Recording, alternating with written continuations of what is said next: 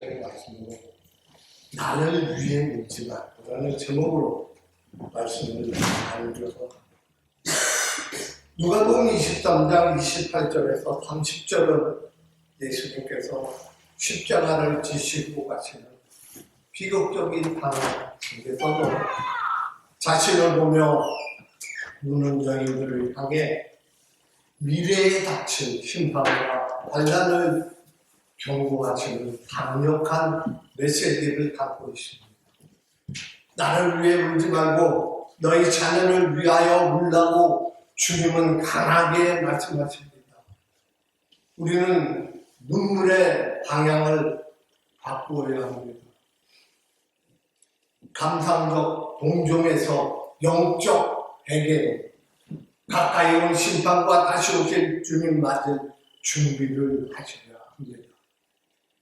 28절입니다. 나를 위해 울지 말고 너희와 너희 자녀를 위해 울라.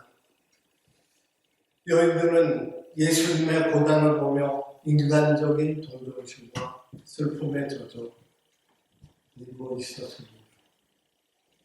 예수님은 자신의 고난이 슬폐가 아니라 구원을 위한 필연적인 과정임을 알고 계셨습니다. 오히려 진정으로 슬퍼해야 할 대상은 닥쳐올 하나님의 심판을 깨닫지 못하는 예루살렘의 영적 상태와 그 후손들이었습니다. 기독교적인 슬픔은 단순히 십자가 고난에 대한 동정에 머물러서는 안 됩니다. 그 고난이 왜 필요했는지 나의 죄와 심판에 대한 직면이어야 합니다. 29절 보라 날이 이르니 해산하지 못한 죄가 복이 있다. 유대의 사회에서도 마찬가지로 자녀를 낳지 못하는 것은 수치였습니다. 다가올 환난이 너무나 처참하기에 차라리 자녀가 없는 것이 다행이라고 여겨질 것이라는 말씀입니다. 심판의 날은 인간의 상식과 가치관을 뒤엎을 만큼 엄중하고 고통스럽다는 것을 경고하십니다. 30절입니다. 산들에 대하여 우리 위에 무너지라 하며 요한계시록 6장 16절에서도 인용된 표현입니다. 하나님의 진노와 심판이 너무나 두려워 차라리 산에 빨려 죽는 것이 낫다고 비명을 지르는 절망적인 상태를 묘사하고 있는 것입니다. 회개할 기회를 놓친 사람들이 맞이한 최후의 공포를 생생하게 보여주고 있습니다. 십자가 길 위에서 만난 예수님의 마지막 가르침은 고통 중에서도 자신을 걱정하는 이들을 오히려 걱정하셨습니다. 눈물의 대상을 바로 잡으십시오. 감정적인 눈물이 아닌 영적인 회개의 눈물이 필요하다고 말씀하고 있습니다. 여러분, 우리 자녀들의 신학 상태를 위해 혹시 울고 계십니까? 심판의 엄중함을 기억하시고 세상의 복, 자녀 번성이 화가 될 정도로 무서운 심판날이 올 수 있음을 기억해야 합니다. 회개의 기회를 놓치지 마십시오.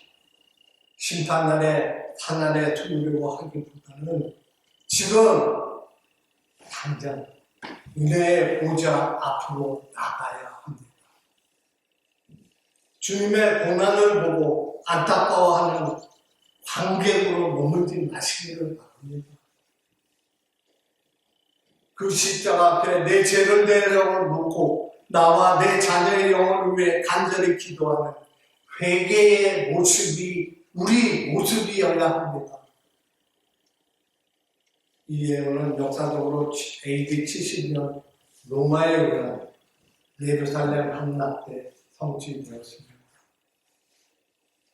오늘날 부모들인 우리는 자녀의 성적이나 성공을 위해서 울지만 자녀의 영혼을 위해서 얼마나 울고 있는지, 얼마나 기도하는지 돌아봐야 한다고 본 것입니다.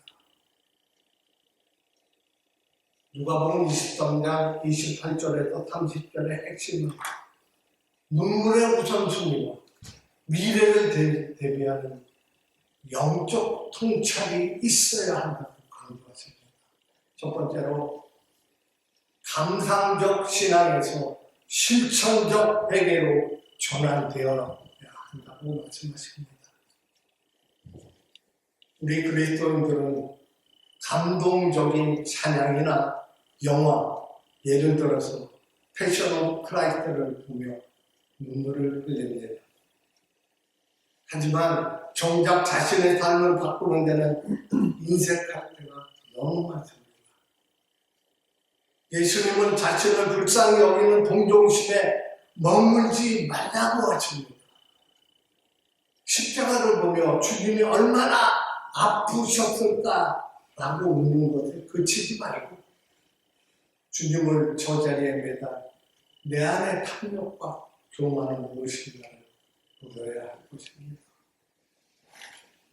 주님의 고난을 구경하며 흘리는 값싼 눈물을 멈추고 내 삶의 죄악을 끌어내는 거룩한 통곡을 시작하셔야 합니다. 두 번째로 자녀의 스펙이 아닌 신앙을 위한 통곡이 합니다. 28절 너희 자녀를 위하여 울라. 이 말씀은 오늘날 입시위주 성공지향적인 우리 부모들에게 가장 강력한 찌르는 것입니다. 자녀가 학원 시험에 떨어지거나 성적이 떨어지면 밤잠을 설쳐가며 걱정하지만 자녀의 영혼이 하나님과 멀어지고 주의를 거르는 것에 얼마나 반대하십니까? 주의를 우습게 보고 예배를 우습게 보는 우리들은 회개하셔야 합니다. 부모가 자녀에게 물려줄 수 있는 최고의 유산은 후화주택이나 통장이 아니다. 심판날에도 흔들리지 않는 믿음을 명심하시기를 소원합니다. 오늘 밤 자녀의 머리에 손을 얹고 그 아이의 성적이 아니라 하나님을 경외하는 마음을 담아서 눈물로 기도하십시오.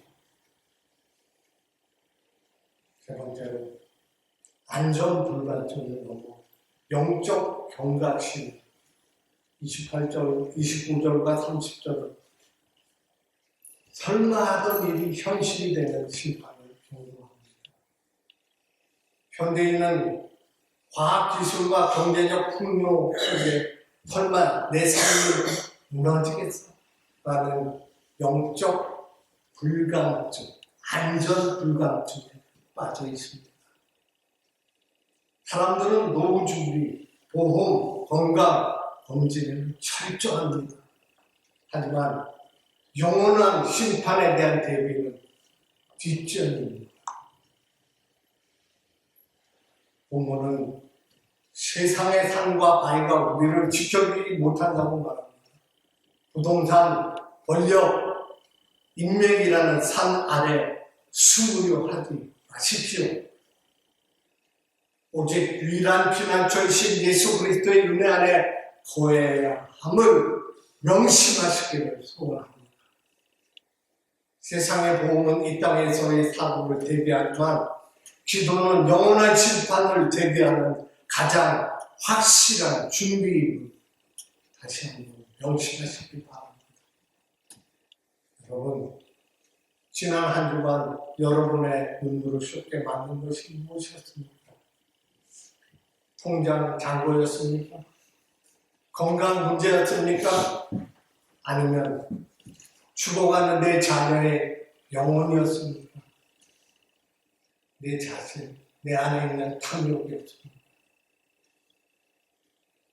주님은 지금 우리에게 눈물의 방향을 바꾸라고 말씀하십니다.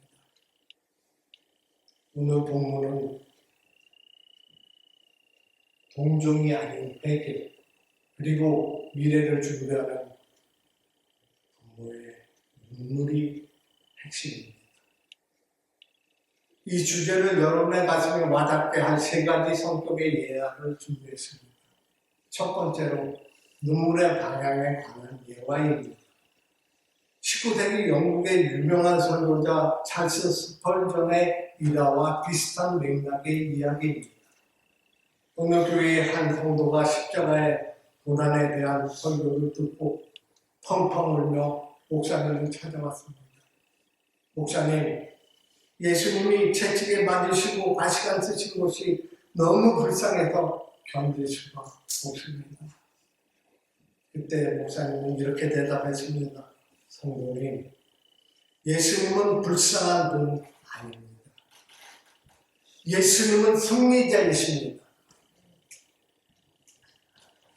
정말 불쌍한 것은 그분이 왜 채찍에 맞으셔야 하는지 깨닫지 못하고 여전히 제 가운데 살고 있는 우리 자신임을 아셔야 합니다.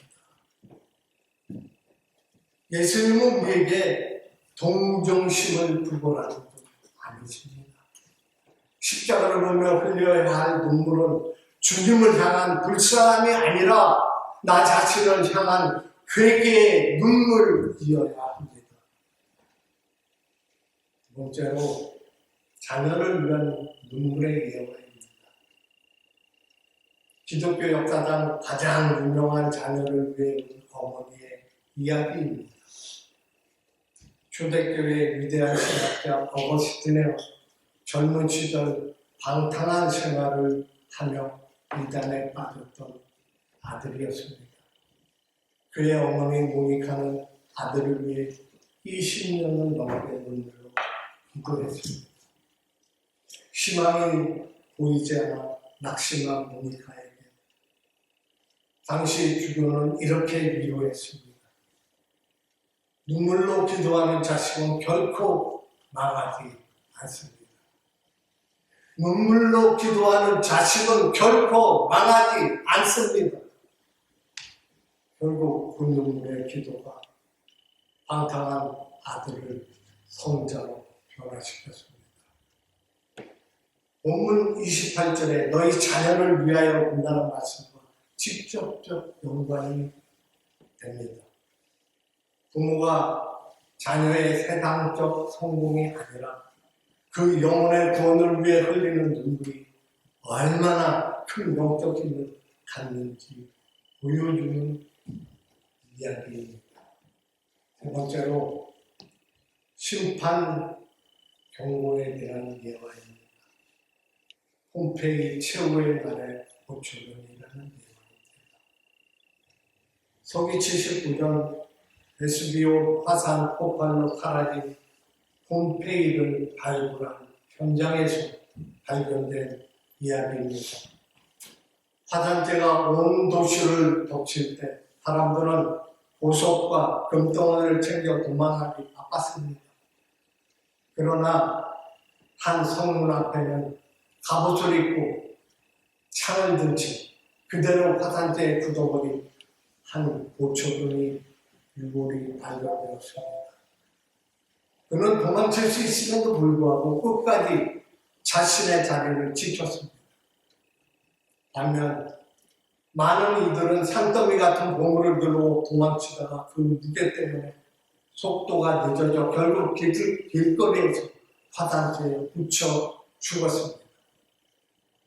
본문 29절 30절 심판의 긴박한 강도입니다. 마지막 날에 우리가 붙들고 있는 세상적 보물은 우리를 구원하지 못하며 오히려 우리를 무겁게 눌러 죽게 만듭니다. 오직 주님이 맡기신 자리를 지키며 깨어있는 자만이 심판의 날에 부끄럽지 않게 서게 됨을 강조할 수 있습니다.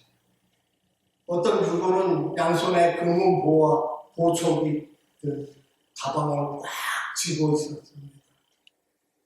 그는 그것을 지키려다 탈출 시간을 놓쳤고 결국 그 무거운 보물 무게 때문에 속도를 내지 못해 길 한복판에서 화산재에 묻히고 말았습니다.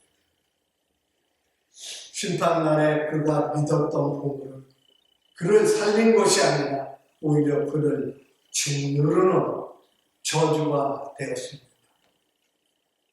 자리를 지킨 한 보초병이 갑옷을 입고 창을 든 채 도망가지 않고 자신의 자리를 지키다 그대로 화산재에 굳어버린 것입니다. 그는 모두가 자기 생명을 구하려고 산으로 바다로 도망칠 때 주인이 맡긴 사명의 자리에서 끝까지 서 있었습니다. 여러분, 본문 30절은 심판의 날에 사람들이 산과 언덕을 향해 우리 위에 무너져 내려라 라고 비명을 지를 것이라고 말하고 있습니다. 그들이 평소에 의지했던 권력, 재물, 명성이라는 산들이 막상 심판날에 자신을 지켜주지 못하고 오히려 공포의 대상이 되기 때문입니다. 혹시 여러분 홈페이지의 그 부자들처럼 우리도 혹시 마지막 날에 우리를 구원하지도 못한 세상 보물 가방을 붙들기더라 정작 주님의 언덕을 놓치고 있지는 않으십니까? 예수님은 말씀하십니다. 나를 위해 울지 말고 너희와 너희 자녀를 위해 울라고. 심판날에 누가 없어진 것을 위해 울지 말고 영원히 남을 사명과 영혼을 위해 울라는 뜻입니다. 오초명의 화산재 속에서도 자기 자리를 지켰던 우리도 세상 풍조에 흔들리지 말고 회개와 사명의 자리를 지켜야만 합니다. 산들아 우리 위에 무너지라. 이 표현은 하나님을 피하고 싶은 죄인의 극심한 공포를 뜻합니다. 반면 깨어 기도하고 눈물로 준비한 우리들에게 그날은 산들이 무너지는 공포의 날이 아니라 주님이 오시는 구원의 날임을 명심하시기를 주님의 이름으로 축원합니다. 기도하시겠습니다. 자비로우시고 은혜로우신 아버지 혹시 나 부족한 점이 잘못된 정말 주님을 용서하여 주시고 주님의 귀한 말씀이 전해져 싸우면 심판날을 준비하고 기다리는 우리들의 삶을 승리케 하여 주시고 감사드립니다. 예수님의 기도 드립니다.